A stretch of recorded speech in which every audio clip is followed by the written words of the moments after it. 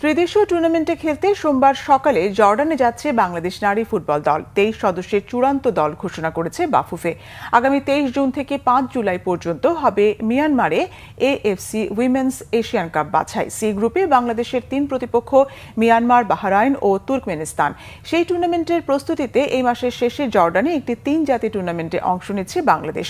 31 মে ও 3 June স্বাগতিক Jordan ও ইন্দোনেশিয়ার বিপক্ষে একটি করে ম্যাচ খেলবে কোচ নারী ফুটবল দল।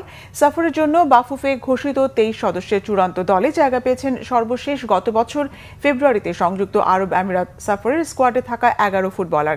এছাড়াও কোচ পিটার বাটলারের বিরুদ্ধে বিদ্রোহ করা রূপনা, মনিকা, মারিয়া, তহুরা, ঋতুপর্ণা সহ 9 ফুটবলারও পেয়েছেন সুযোগ।